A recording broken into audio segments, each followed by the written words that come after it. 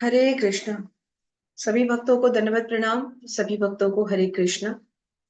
और शुरुआत करते हैं आज के इस सुंदर सत्र की, जिसमें कि हम आज भगवत नामों के जप के बाद अब भगवान द्वारा गाया गया ये सुंदर गीत, गीतोपनिषद भगवत गीता, इसको पढ़ेंगे। 17वें अध्याय का पठन करना है आज हमें। इसके अध्ययन से पहले हम सब भगवान की स्तुति करेंगे, भगवान श्री कृष्ण को नमन करेंगे, श्रीमती राधा रानी को नमन करेंगे, गुरुजनों को, हमारे पूर्ववर्ती आचार्यों को, श्रील प्रभुपाद को और हमारे सभी शिक्षा और दीक्षा गुरुओं को हम नमन करेंगे। सबका धन्यवाद करेंगे, सबसे प्रार्थना करेंगे कि वे हमारे आज के इस सत्र को हर बार ही की तरह अपने आशीर्वाद से इसे भी सफल बनाएं। तो सब मिलकर अब मंगलाचरण करेंगे। ओम अज्ञानतिमिरान्धस्य ज्ञानाञ्जनशलाकया चक्षुरुन्मिलितं येन तस्मै श्रीगुरुवे नमः। श्रीचैतन्यमनोभीष्टं स्थापितं येन भूतले स्वयं रूपः कदा मह्यं ददाति स्वपदान्तिकम्। वन्देऽहं श्रीगुरु श्रीयुतापदकमलं श्रीगुरून् वैष्णवांश्च श्रीरूपं साग्रजातां सहगण रघुनाथान्वितं तं सजीवम् साद्वैतं सावधूतं परिजनसहितं कृष्ण चैतन्य देवं श्रीराधा कृष्णपादान् सहगण ललिता श्रीविशाखान्वितांश्च। हे कृष्ण करुणा सिंधु दीनबंधु जगतपते गोपेश गोपिका कांत श्री राधा कांत नमस्तुते। तप्त कांचन गौरांगी श्री राधे वृंदावनेश्वरी वृषभानुसुते देवी प्रणमामि हरिप्रिये। वाञ्छाकल्पतरुभ्यश्च कृपा सिन्धुभ्यैव च पतितानां पावनेभ्यो वैष्णवेभ्यो नमो नमः। जय श्री कृष्ण चैतन्य प्रभु नित्यानंद श्री अद्वैत गदाधर श्रीवासादि गौर भक्त वृंद। हरे कृष्णा कृष्णा कृष्णा हरे हरे, हरे राम राम राम हरे हरे। नमो विष्णुपादाय कृष्ण पृष्ठाय भूतले श्रीमते भक्ति वेदांत स्वामिनीति नामिने। नमस्ते सारस्वते देवे गौरवाणी प्रचारिणे निर्विशेष शून्यवादी पाश्चात्य देश तारिणे।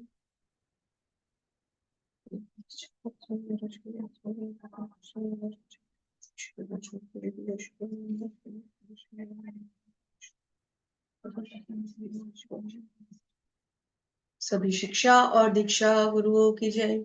जगत गुरु श्रील प्रभुपाद महाराज की जय। वृंदायै तुलसी देव्याय प्रियायै केशवस्य च विष्णु भक्ति प्रद देवी सत्यवत्ये नमो नमः। वृंदायै तुलसी देव्याय प्रियायै केशवस्य च विष्णु भक्ति प्रद देवी सत्यवत्ये नमो नमः। वृंदायै तुलसी देव्याय प्रियायै केशवस्य च विष्णु भक्ति प्रद देवी सत्यवत्ये नमो नमः। कृष्ण प्रेम प्रदायिनी वृंदा देवी तुलसी महारानी की जय। हरे कृष्णा। तो सभी का स्वागत है आज के इस सुंदर और विशेष सत्र में। बहुत ही सुंदर संध्या है आज, बहुत ही विशेष उत्सव, महा उत्सव है आज। हम सबके परम पूजनीय his holiness Gopal Krishna his holiness जय पताका स्वामी महाराज के लिए हम सब की तरफ से बहुत सारी चरण वंदना।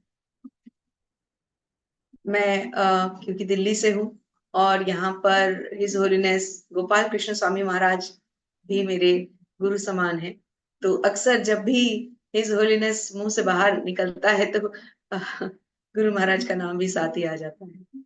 तो हिज होलीनेस जय पताका स्वामी महाराज के स्वास्थ्य के लिए, उनकी लंबी दीर्घ आयु के लिए, कि वो इसी प्रकार भक्ति में अग्रसर होते रहें और हम जैसे जो भी एकदम नव जिज्ञासु जैसे भक्त हैं, जो अभी अभी भक्ति में आए हैं, जो आगे बढ़ना चाहते हैं, जो भगवान को पाना चाहते हैं, हम पर अपनी कृपा दृष्टि करें।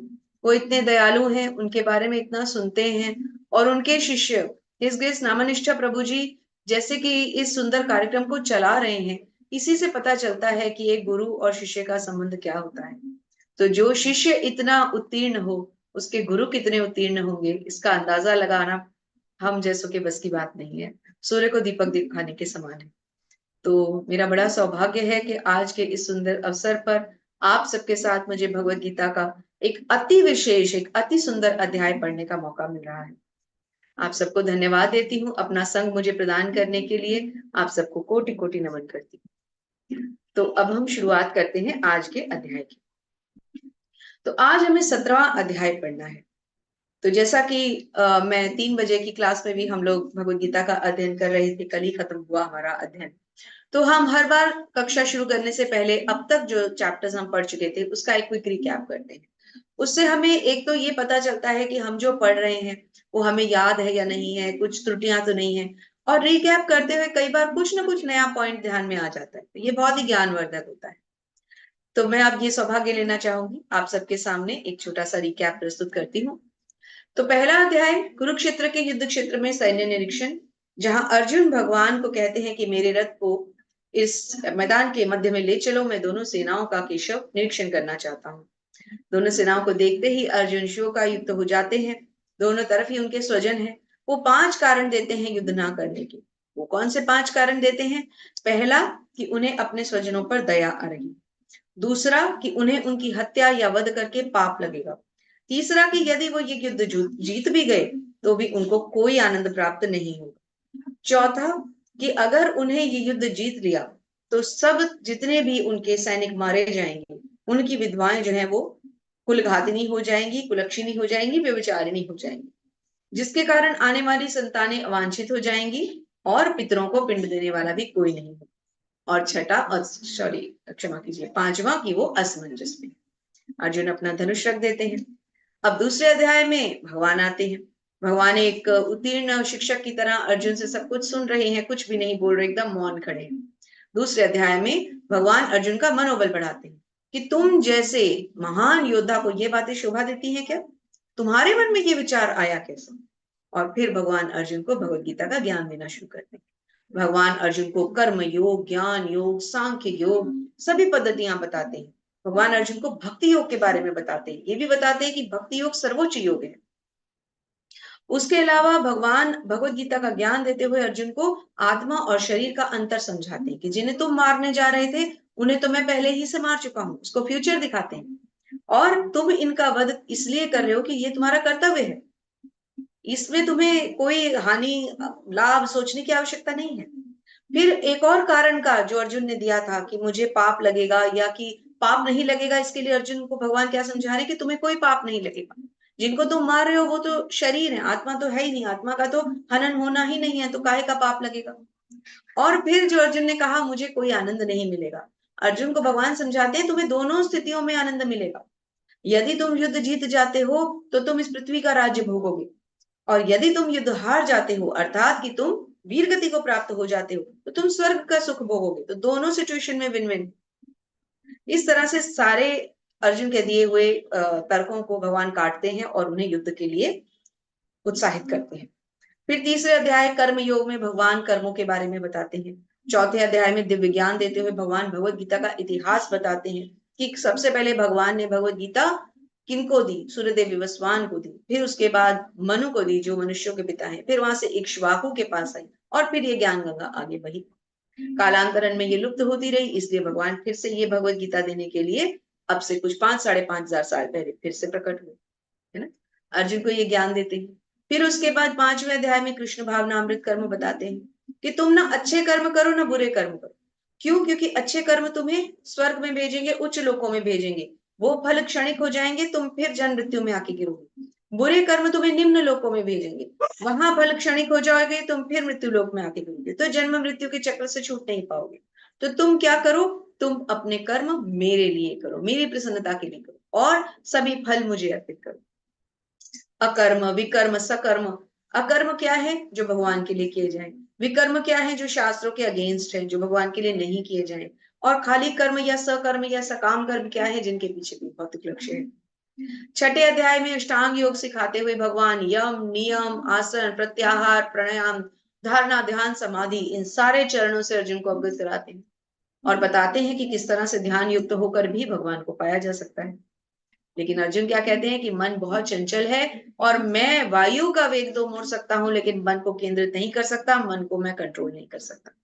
भगवान कहते हैं कोई बात नहीं। सातवें अध्याय में भगवान भगवत ज्ञान देते हैं, अर्जुन को अपनी शक्तियां बताते हैं कि ये पराशक्ति, अपराशक्ति, भौतिक शक्ति, आध्यात्मिक शक्ति, बहिरंगा शक्ति, अंतरंगा शक्ति, तटस्था शक्ति, ये सब मेरी शक्तियां हैं। तुम सब जो जीव मात्र हो, मैं सबका बीज विधाता पिता हूं।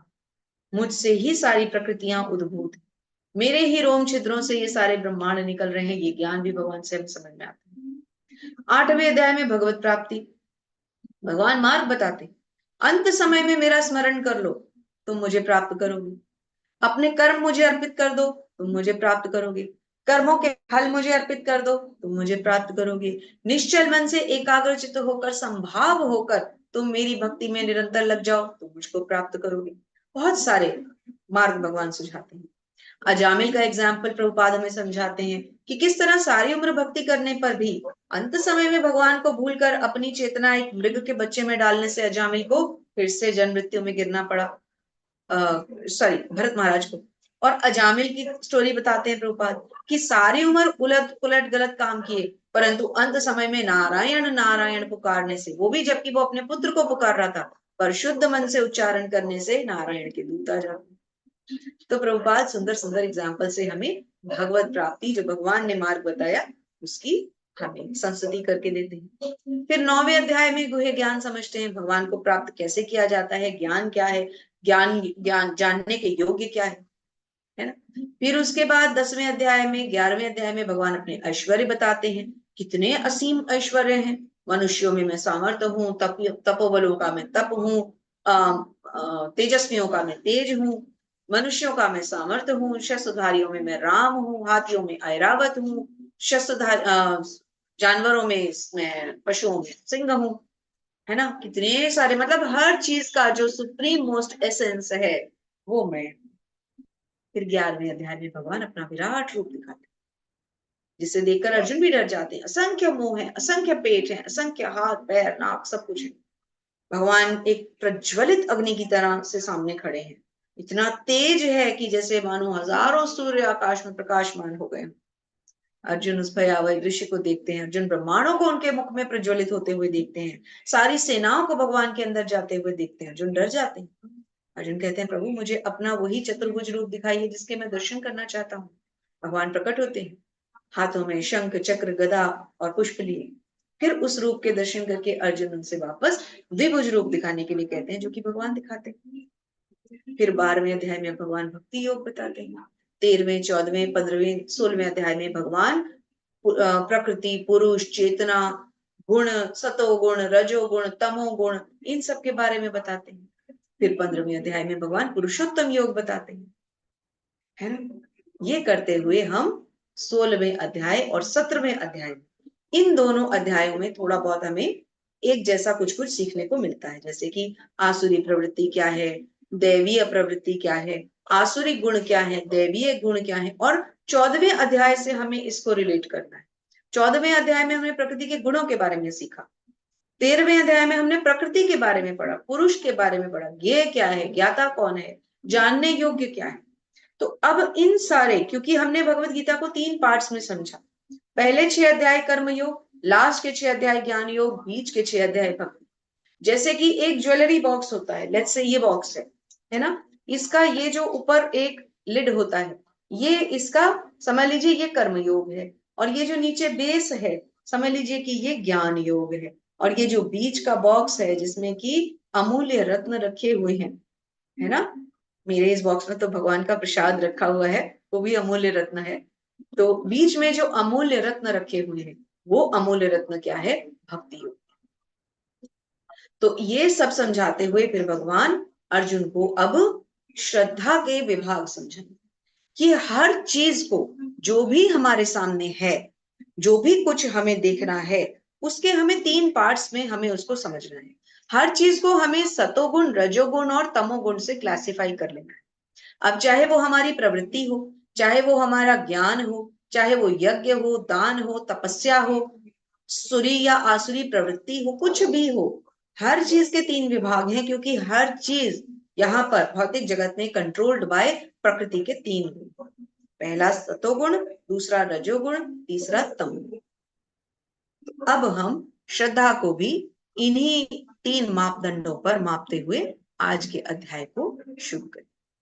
तो ये ब्रीफ समरी इसलिए देनी आवश्यक थी क्योंकि मैं तो आपके साथ आज ही जुड़ी हूं, तो इसलिए मेरा आपको तरीका समझ में आए नहीं आए तो उसके लिए मैं क्षमा चाहती हूँ। यदि मैं अच्छे से अध्ययन ना कर पाऊं आपके साथ, यदि मैं आप सबके साथ बैठ के ठीक से ना भी पढ़ पाऊं, तो भी आप सब सुंदर भक्त कृपया मुझे क्षमा कर दें।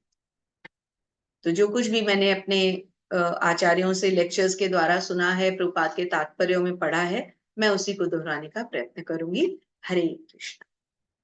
तो अध्याय 17 है श्रद्धा के विभाग। अब आप लोग अगर रीडिंग करना चाहते हैं तो हैंड रेज कर सकते हैं, 1 बाय 1 आप लोग तात्पर्य पढ़ सकते हैं, हैंड रेज कर सकते हैं। प्रभु जी, आप एडमिन प्रभु जी, आप एक बार चैट में भी डाल दीजिए। और आप लोग करते हैं ना रीडिंग डेली? नहीं करते। अच्छा, रीडिंग नहीं करते, कोई बात नहीं, आज करके देखते हैं, अच्छा लगेगा, इंटरेक्टिव हो जाएगा सबके साथ। जो लोग भी पढ़ना चाहते हैं वो हैंड रेज करें। श्लोक मैं पढ़ती चलूंगी, तात्पर्य आप लोग पढ़ते चलें। मैं शुरू करती हूँ।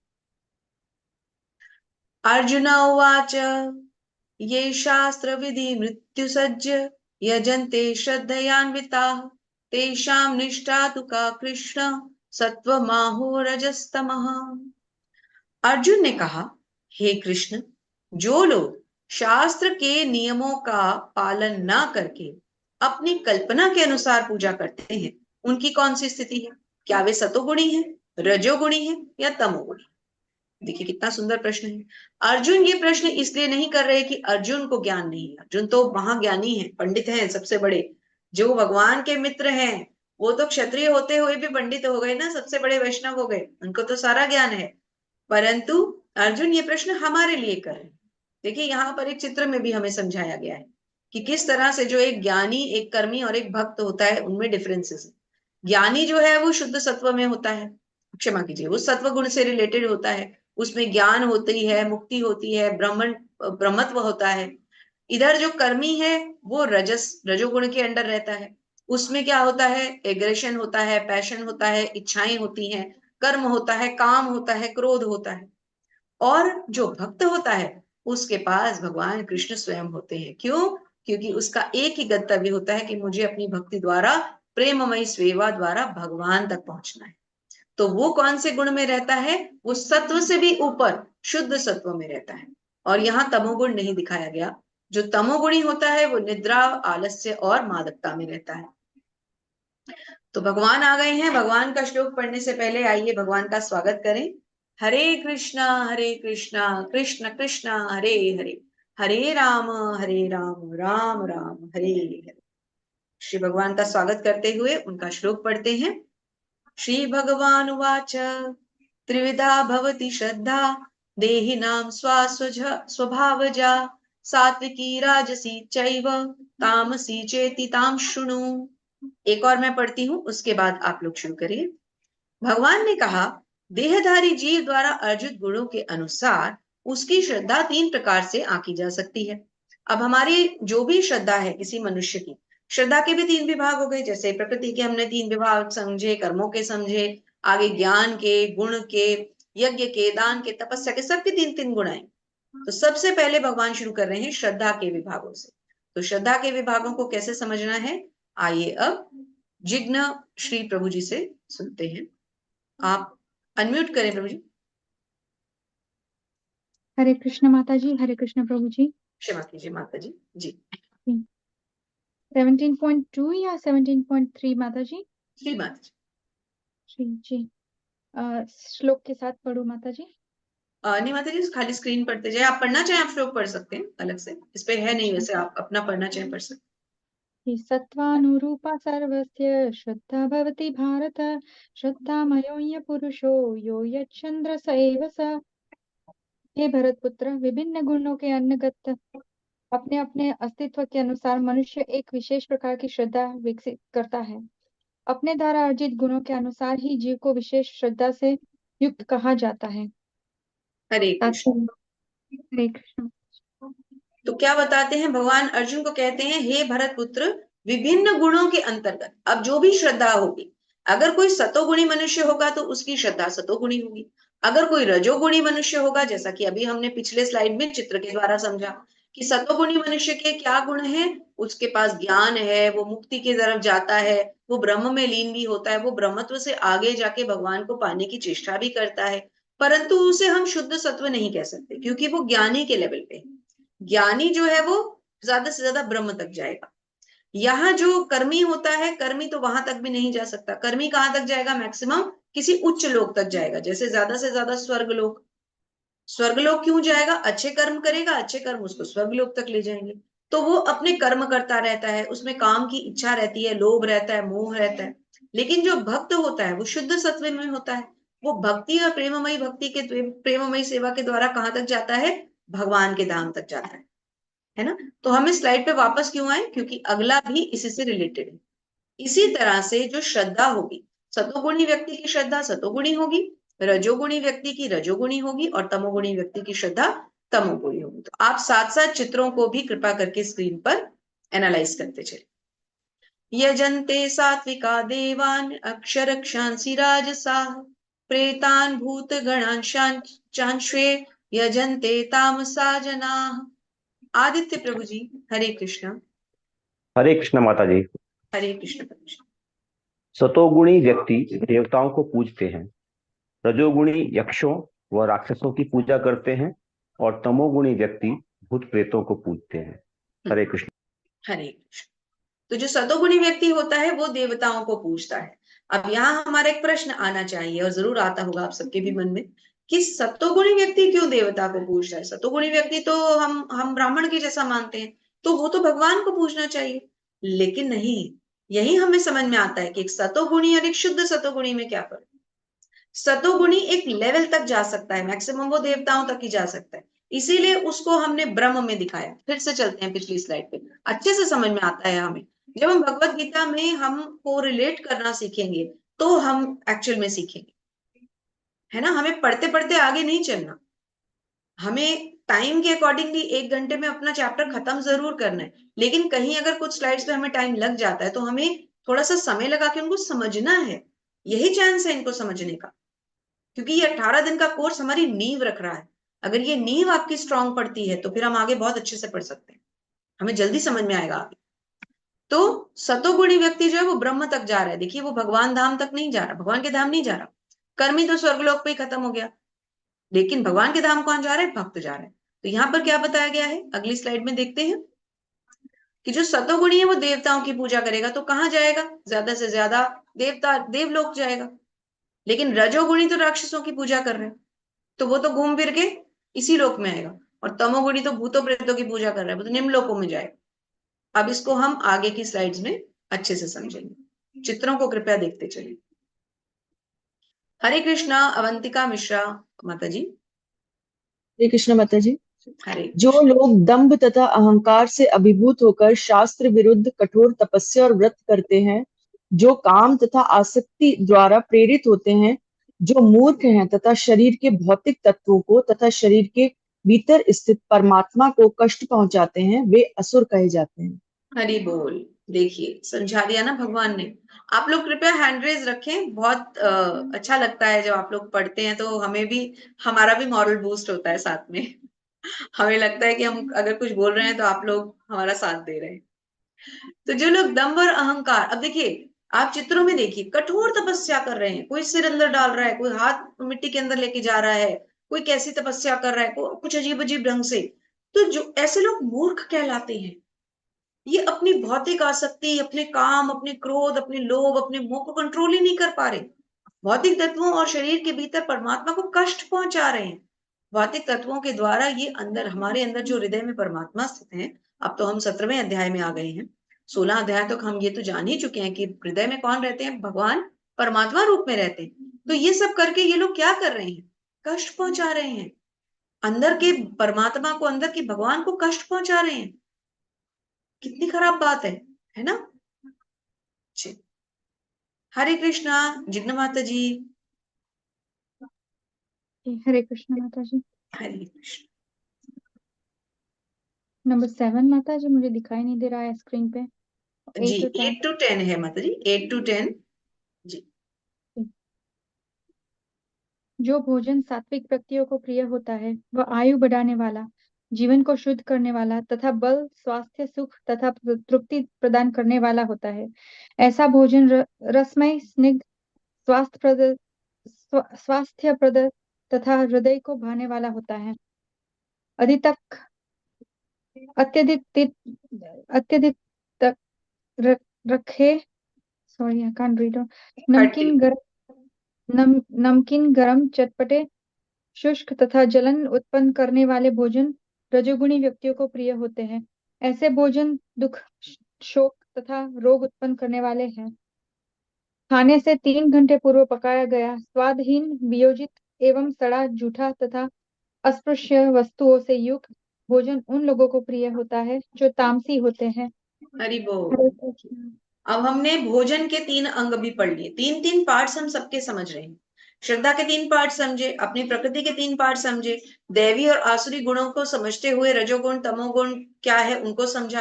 अब 3 तरह के भोजन भी समझेंगे। तो भोजन भी सात्विक है, राजसिक है और तामसिक है। कैसे? सात्विक कौन सा है? जो हमारे मन को शुद्धता देता है, जैसे फ्रेश फ्रूट्स कितने अच्छे लगते हैं, एकदम फ्रेश, जो आपको जिसका कलर भी अगर आप देखें, हर फ्रूट का एक कलर होता है, अगर आप उसके कलर से भी उसको आंखें, फ्रेश एप्पल आप निकाल के रखिए अपने सामने, आपका मन ललचाएगा। जिस भी प्रांत में आप लोग रहते हैं वहां के जो फ्रेश फ्रूट्स हैं, जैसे मैं दिल्ली में रहती हूँ, तो हमारे यहाँ जो सीजन चल रहा है इसमें मेलन, वाटरमेलन, मैंगो, एप्पल, बनाना, इतने सुंदर, इतने फ्रेश हैं। केला, सेब, खरबूजा, तरबूज, जो हिंदी में मैं अगर आपको बताऊं तो, है ना, तो बहुत अच्छे लगते हैं। फिर पेय में, पीने के पदार्थों में, जैसे दही की लस्सी, ठंडक देने वाली चीजें, और सर्दियों में जो हमें गर्माइश देती है ऐसी चीजें। और जो राजसिक होता है उसमें चटपटे, खट्टे, तेज मिर्च मसाले, वो राजसिक हो गया। उसको खाने के बाद हमारी बुद्धि भी क्रोधित होती है, हमें किसी के प्रति ईर्ष्या, गुस्सा, द्वेष ये रहता है। और तामसिक कौन सा होता है? जो बिल्कुल बासी फूड है, 3 दिन फ्रिज में रखा, चौथे दिन निकाल के खाया, वो साथ में फूड पॉइजनिंग भी हो गया। ऐसा खाना, चाय, कॉफी, गर्म चीजें खाना, अल्कोहल, लिकर, ये सब चीजें, ये तामसिक है, नॉन वेजिटेरियन, है ना। तो भोजन भी, इसका मतलब भगवान बताते हैं कि 3 प्रकार से भोजन भी विभाजित है। देखिए दिखाए भी गए हैं चित्रों में, सात्विक भोजन दिखाया गया सबसे पहले, फ्रूट्स दिखाए जा रहे हैं आपको, कितना सुंदर लग रहा है, देख के अच्छा लग रहा है। ये कितने ज्वलनशील हैं, राजसिक, तामसिक, है ना। देखिए तामसिक तो पूरा खराब हो चुका है। यज्ञों में वही यज्ञ सात्विक होता है जो शास्त्रों के निर्देशानुसार कर्तव्य समझकर किया जाए और जिसके पीछे कोई फल की इच्छा नहीं होती। अब यज्ञ भी 3 प्रकार के हो गए। ऐसा यज्ञ जिसके पीछे कोई इच्छा नहीं है, कौन सा यज्ञ हुआ? सात्विक।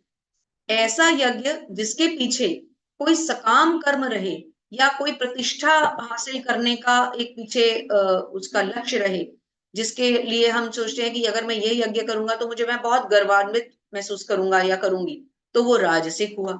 और ऐसा यज्ञ जिसमें हम कोई प्रसाद भी वितरण नहीं कर रहे, हम पुरोहितों को दक्षिणा भी नहीं दे रहे, ऐसा यज्ञ क्या हुआ? तामसिक हुआ।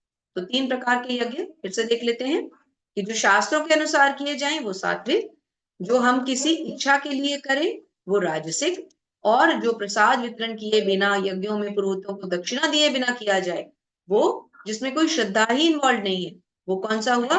वो तामसिक। हरे कृष्णा। अवंतिका माता जी।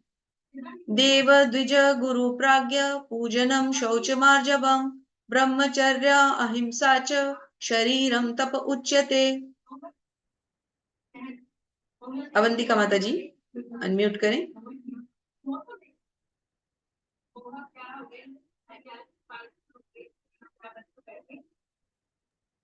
आप परमेश्वर, ब्राह्मणों, गुरु, माता पिता जैसे गुरुजनों की पूजा करना तथा पवित्रता, सरलता, ब्रह्मचर्य और अहिंसा ही शारीरिक तपस्या है। हरि बोल। तो शारीरिक तपस्या क्या है? जब हमारा शरीर इन्वॉल्व रहता है। माता जी अनम्यूट रहें, अभी अगले 2 श्लोकों का भी हम तात्पर्य साथ साथ पढ़ेंगे। तो जब हम शरीर को इन्वॉल्व करते हैं किसी काम में, जैसे एक छोटा सा ये प्यारा सा लिटिल वैष्णव प्रभुपाद को माला पहना रहा है, तो शरीर से गुरु की तपस्या कर रहा है ना, तो शारीरिक तपस्या। अब हमें क्या पढ़ना है? वाणी और मन की तपस्या क्या है, पढ़ते हैं। बहुत सुंदर श्लोक है। अनुद्वेगम करम वाक्यम सत्यम प्रियहितम च यत् स्वाध्यायाभ्यसनम चैव वांग्यम तप उच्यते। अब कौन सी तपस्या आ रही है? वाणी की तपस्या। जी माता जी पढ़िए। सच्चे भाने वाले, हितकर तथा अन्यों को क्षुब्ध न करने वाले वाक्य बोलना और वैदिक साहित्य का नियमित पारायण करना, यही वाणी की तपस्या है। वाणी की तपस्या क्या हुई? जब हम ऐसे वचन बोलें जो दूसरों को अच्छे लगे, जो दूसरों को प्रिय लगे, मीठे लगे, मिठास के साथ बोलें। हम किसी के बारे में कड़वा नहीं बोलना, गलत नहीं बोलना। जब हम ऐसा करते हैं तो इसका मतलब हम वाणी से तपस्या कर रहे हैं। और मन की तपस्या क्या है माता जी बताएं? तथा संतोष, सरलता, गंभीरता, आत्म संयम एवं जीवन की शुद्धि, ये मन की तपस्याएं हैं। देखिए 3 तरह की हमने तपस्याएं भी पढ़ी। कौन सी? पहली शारीरिक, जिसमें शरीर इन्वॉल्व है। दूसरी वाणी की, जिसमें बोलना इन्वॉल्व है। तीसरा मन की, जिसमें हमारा संतोष है, सरलता है, गंभीरता है, आत्म संयम है, जीवन की शुद्धि है। ये कौन सी हुई? ये मन की तपस्या। श्रद्धया परया तप्तम तपस्त त्रिविधम नरै अफलाका अभियुक्तै अभिरयुक्तै सात्विकम परिचक्षते। अब यहाँ पर हम क्या जानेंगे? अभी हमने जाना 3 तरह की तपस्या। कौन सी थी? शारीरिक, वाणी और मन। अब इनके फर्दर 3 क्लासिफिकेशंस होंगे। कौन से? राजसी, तामसी और सात्विक। अब इसको समझते हैं। हरे कृष्णा। विजय लक्ष्मी माता जी। माता जी ये कल्पना माता जी काफी देर से हैंड रेज। हाँ जी, हाँ जी। अच्छा, वो मैं नीचे डाउन एरो के साथ चली गई थी। हाँ जी, नेक्स्ट उन्हीं को देंगे, कोई दिक्कत नहीं। जितने भी आ रहे हैं सब पढ़े। हम तो चाहते हैं सब पढ़ के जाएं। तो भगवत गीता के श्लोक हैं, जितने लोग पढ़ेंगे इतना अच्छा है। कल्पना माता जी हरे कृष्ण। हरे कृष्ण। हरे कृष्ण माता जी। हरे कृष्ण। भौतिक लाभ की इच्छा न करने वाले तथा केवल परमेश्वर में प्रवृत्त मनुष्यों द्वारा दिव्य श्रद्धा से संपन्न यह 3 प्रकार की तपस्या सात्विक तपस्या कहलाती है। सात्विक तपस्या। देखिए कितना सुंदर बता रहे हैं भगवान, क्या समझा रहे हैं हमें। हमने 3 तरह की तपस्या पढ़ी। शारीरिक, मन की तपस्या, शरीर की तपस्या और वाणी की तपस्या। अब इनके फर्दर क्लासिफिकेशन है सात्विक, राजसिक और तामसिक। अब सात्विक कौन सी हुई? जैसे हम किसी धाम की यात्रा के लिए जाते हैं, मायापुर धाम गए, वृंदावन धाम गए, बरसाना धाम गए, श्री गोवर्धन धाम गए। अब वहां पर जो हम परिक्रमा कर रहे हैं उसके पीछे हमारा कोई सकाम लक्ष्य नहीं। तो क्या कहते हैं? केवल परमेश्वर में प्रवृत्त होने वाले मनुष्यों द्वारा दिव्य श्रद्धा संपन्न करना। तो ये श्रद्धा कौन सी हुई? जिसके पीछे हमारी कोई भौतिक लाभ नहीं। कोई वृंदावन किस लिए जाता है? वहां कोई पैसों के घड़े तो है नहीं जो उठा के लाएगा। भगवान के दर्शन करने जाता है इंसान, है ना। अब वहां जाने वाले अलग अलग मन से जा सकते हैं। कोई बिहारी जी के मंदिर जाता है, कोई कहीं जाता है। हम लोग जो इस्कॉन से जुड़े हैं, हम श्री श्री राधा श्याम सुंदर जी के दर्शन करने जाते हैं, वैष्णवों के मंदिर देखने जाते हैं, है ना। लेकिन जाता हर कोई वहां भगवान के लिए। तो ये शरीर जिसमें इन्वॉल्व है तपस्या, तपस्या ये वही शरीर की है, लेकिन है कौन सी? सात्विक। अगली पढ़िए माता जी। जो तपस्या दंभ पूर्वक तथा सम्मान, सत्कार एवं पूजा कराने के लिए संपन्न की जाती है वह राजसी कहलाती है। यह न तो स्थायी होती है न शाश्वत। तो कौन सी तपस्या अब न स्थायी है न शाश्वत है? जिसके पीछे कोई लक्ष्य है। मैं ये काम इसलिए कर रही हूं या कर रहा हूं कि मेरे आसपास का सोशल मीडिया देखे मुझे और बस फिर वो मेरा सत्कार करे, मेरा सम्मान करे। सत्कार मान पूजार्थम तपोदम्भेन चैव यत् क्रियते तदिह प्रोक्तम राजसं जलमध्रुवम्। मैं इसलिए ये काम संपन्न करूं ताकि मेरे को सम्मान मिले। सत्कार, सम्मान, पूजा, मेरा मेरा मान सम्मान बढ़े, इसलिए मैं ये पूजा करूं, इसलिए मैं ये तपस्या करूं। तो ऐसी तपस्या क्या थी? राजसिक। मूढ़ ग्राहेणात्मनो यत पीडया क्रियते तपः परस्योत साधनार्थम वा तत्ताम समुदाहृतम। जी कल्पना माता जी, इसको भी पढ़ दीजिए, तामसिक तपस्या को। विजय लक्ष्मी माता जी। ओके। हरे कृष्णा। मूर्खतावश आत्म उत्पीड़न के लिए या अन्यों को विनष्ट करने या हानि पहुंचाने के लिए जो तपस्या की जाती है वही तामसी कहलाती है। हरे कृष्ण। हरे कृष्ण। तो तामसिक तपस्या कौन सी हुई? जो किसी को कष्ट पहुंचाने के लिए तपस्या की जाती है। अब देखिए, ये जो एक दिखाए गए हैं तथाकथित मुनि बन के खड़े हैं, ये कुछ अजीब सा आसन टाइप कुछ कर रहे हैं।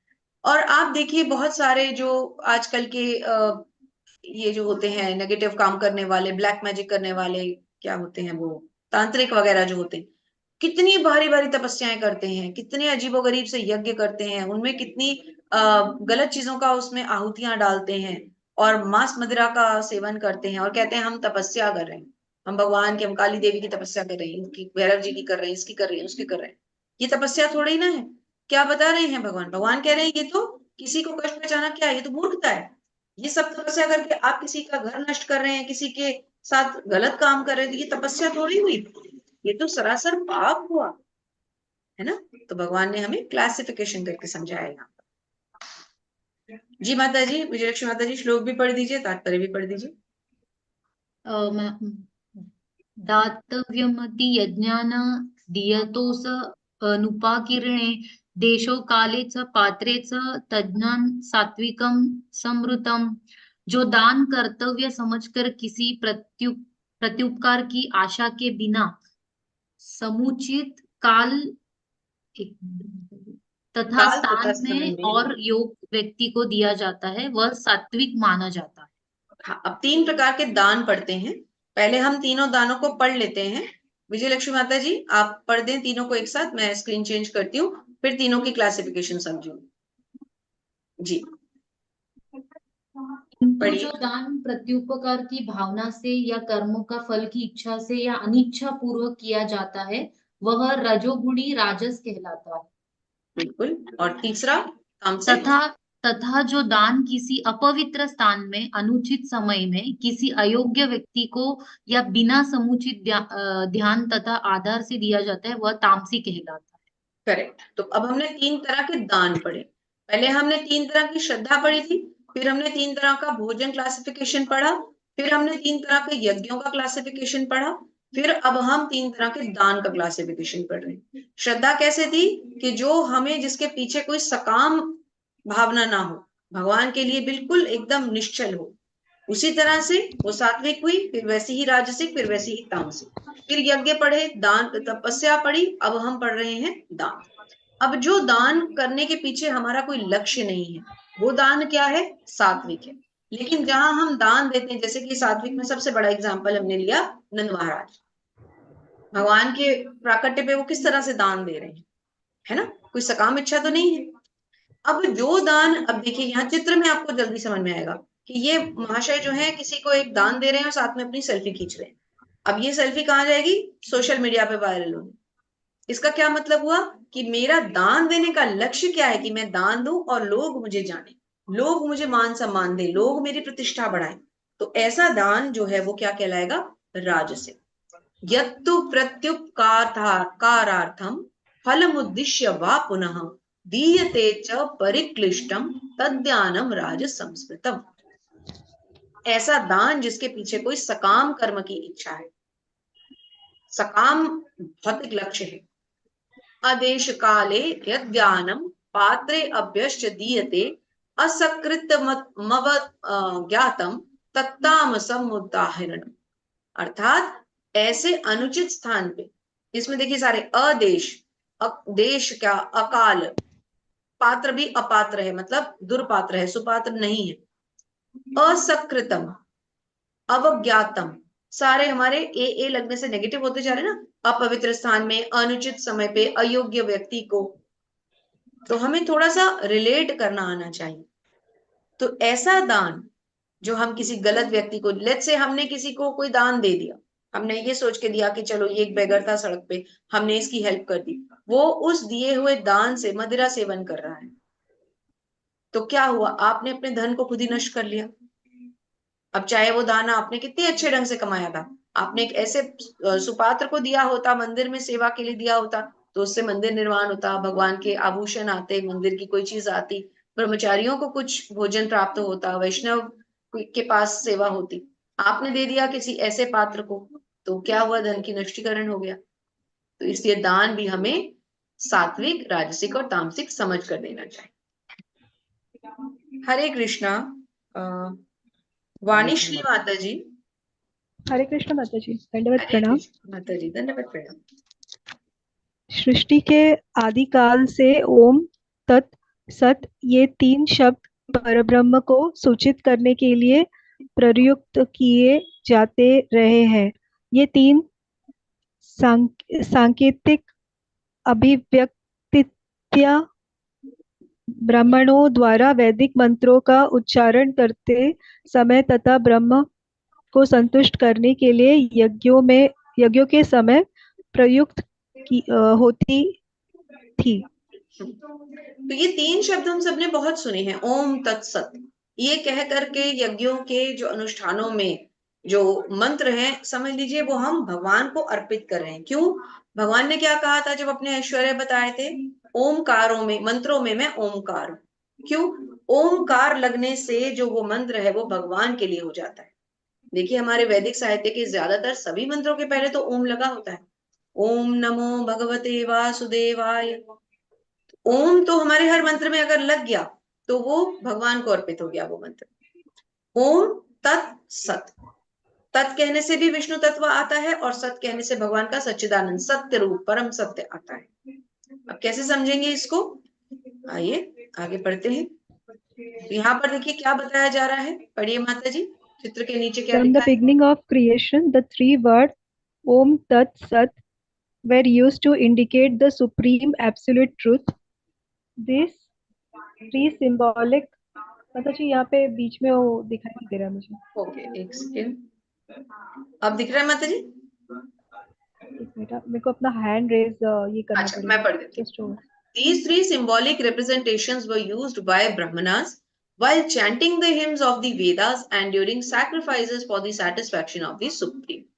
तो सैक्रिफाइस मतलब जो यज्ञ में हम आहुति दे रहे हैं, जो हम अर्पित कर रहे हैं, किसके लिए? ओम तत्सत लगाने से वो भगवान को अर्पित हो। देखिए आप देख रहे हैं ऊपर सारे डेमीगॉड्स दिखाए जा रहे हैं और नीचे बहुत बड़ा यज्ञ चल रहा है। यज्ञों में जो आहुतियां दी जाती हैं, ये अन्न सामग्री जो भी हम देते हैं, ये इन देवी देवताओं को अर्पित किया जाता है। तो ओम तत्सत कहकर हम इसे भगवान को अर्पित करते हैं। जी माता जी, पढ़ दीजिए। अतएव योगी जन ब्रह्मा की प्राप्ति के लिए शास्त्रीय विधि के अनुसार यज्ञ, दान तथा तप की समस्त क्रियाओं का शुभारंभ सदैव ओम से करते हैं। ओम से करते हैं। जब ओम लग जाता है किसी वैदिक मंत्र से पहले, तो वो उसका शुभारंभ किसके लिए होता है? भगवान के लिए अर्पित हो गया, समझ लीजिए वो मंत्र भगवान। योगी जन ब्रह्म की प्राप्ति के लिए शास्त्रीय विधि के अनुसार यज्ञ को ओम कहकर शुभारंभ देते हैं। जी माता जी। ओम मतलब विष्णु से सर्वोच्च लक्ष्य को इंगित करने के लिए वैदिक श्लोक भजनों की शुरुआत में रखा गया है। हरि बोल। जो भी भजन होते हैं, वैदिक मंत्र होते हैं, उनके पहले इसीलिए ओम शब्द लगाया जाता है। भगवान ने क्या कहा था? मंत्रों में मैं ओमकार हूं। जी माता जी, पढ़ दीजिए। हरे कृष्णा माता जी। हरे कृष्णा। हाँ जी, कृष्णा माता जी बोल रहे हैं? जी जी जी। ओके जी, पढ़िए। मनुष्य को चाहिए कि कर्म फल की इच्छा किए बिना विविध प्रकार के यज्ञ, तप तथा दान को तत्शब्द कहकर संपन्न करें। ऐसी दिव्य क्रियाओं को उद्देश्य भव बंधन से मुक्त होना है। यस। अब तत् लगाने से क्या हुआ? हमने 3 शब्द पढ़े, ओम तत्सत। कर्म फल की इच्छा किए बिना यज्ञ, तप, दान को तत् कहकर संपन्न करें। तत् कहने से क्या होगा? भव बंधन से मुक्ति। तो भव बंधन से मुक्ति अर्थात भगवान के पास जाने के लिए ही रास्ता खुलेगा ना। भगवान के पास जाएंगे तभी तो भव बंधन से मुक्ति होगी। तो ये तीनों शब्द जो हैं, ये भगवान को सूचित करते हैं। ओम शब्द साक्षात श्री विष्णु को सूचित करता है। तत् से हमने भव बंधन से मुक्ति ले ली। अभी आगे हम सत्य को भी पढ़ेंगे, परम सत्य को इंगित करेगा। जी माता जी, पढ़िए। परम सत्य भक्तिमय यज्ञ का लक्ष्य है और उसे सत शब्द से अभिहित किया जाता है। हे प्रथा पुत्र, ऐसे यज्ञ का संपन्न करता भी सत्य कहलाता है। जिस प्रकार यज्ञ तप तथा दान के सारे कर्म भी जो परम पुरुष को प्रसन्न करने के लिए संपन्न किए जाते हैं, सत्य है। सत्य का अर्थ भगवान सत्य किस लिए कहा गया? परम सत्य के लिए, एब्सोल्यूट ट्रूथ। जो भी हमें अर्पित करना है वो भगवान को अर्पित करना है। तो ओम तत् सत, ओम कहकर हमने श्री विष्णु को अर्पित किया, तत् कहकर हमने भौतिक बंधनों से अपनी मुक्ति की कामना की, और सत कहते ही वो परम सत्य को अर्पित हो गया। अब सत का क्या अर्थ है वो जानते हैं। सत्य का अर्थ है शाश्वत। प्रभु की सेवा के लिए की गई गतिविधियां सत्य को प्रकट करती हैं। इस तरह की गतिविधि में क्रियाओं का प्रदर्शन शाश्वत हो जाता है। गतिविधियों का उद्देश्य शाश्वत है और गतिविधियों के लाभ शाश्वत है। तो सत्य कहते ही हमने इसको भगवान परम सत्य को अर्पित कर दिया, तो इसका जो भी इसका एंड प्रोडक्ट है, समझ लीजिए, वो भी शाश्वत ही निकलेगा। जब हमने इसको भगवान को अर्पित कर दिया तो इसका मतलब फिर हमने जो हमारा पूरा यज्ञ था, चाहे दान के रूप में कर रहे थे, चाहे यज्ञ के रूप में कर रहे थे, वो पूरा का पूरा हमने भगवान को अर्पित कर दिया, है ना। जी माता जी, शायद अनम्यूट है। आप कौन पढ़ना चाहते हैं? ज्योति ओबरॉय माता जी, आपने नहीं पढ़ा अभी तक? जी जी माता जी पढ़िए। हरे कृष्ण माता जी, धन्यवाद प्रणाम। के पारदर्शिता के बिना यज्ञ दान या तप के रूप में जो भी किया जाता है वह नश्वर है, वह आस्ते कहलाता है और इस जन्म तथा उस अगले जन्म दोनों में ही व्यर्थ जाता है। दोनों में ही व्यर्थ जाता है।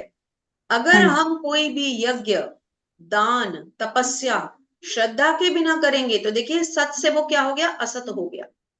असत मतलब फिर वो व्यर्थ हो गया।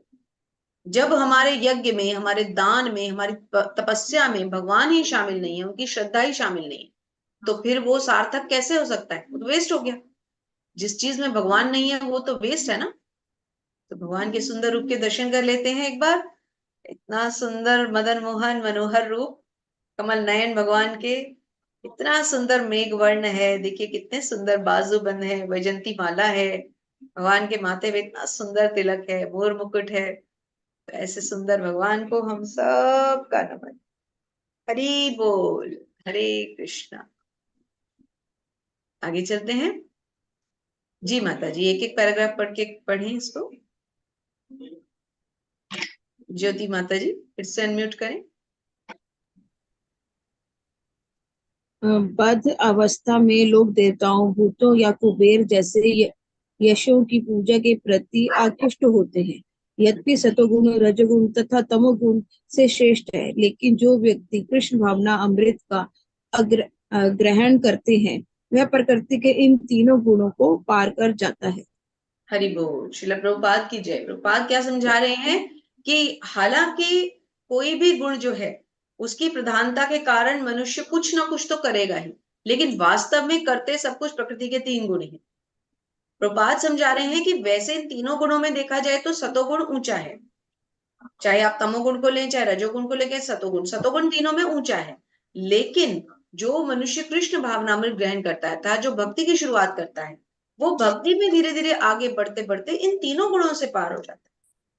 जैसे अब हम क्या करें, हमें क्या करना चाहिए? हमें अपनी सेल्फ टेस्टिंग करनी चाहिए कि हमारे क्या लक्षण है। हमने 14वें अध्याय में प्रकृति के तीन गुणों के लक्षण पढ़े थे ना। सतोगुण में रहने वाला व्यक्ति आनंद में रहता है, सुख में रहता है, सदा प्रसन्न रहता है, सत्य बोलता है, अहिंसा नहीं करता, अहिंसा में बिलीव करता है, हिंसा नहीं करता। रजोगुणी जो होता है एग्रेसिव होता है, इच्छा के पीछे भागता है, काम क्रोध मोह लोभ मद मत्सर्य के पीछे रहता है। तामसी व्यक्ति निद्रा में रहता है, आलसी होता है, मादक सेवाओं द्रव्यों का सेवन करता है, मदिरा पीना, मांस भक्षण करना।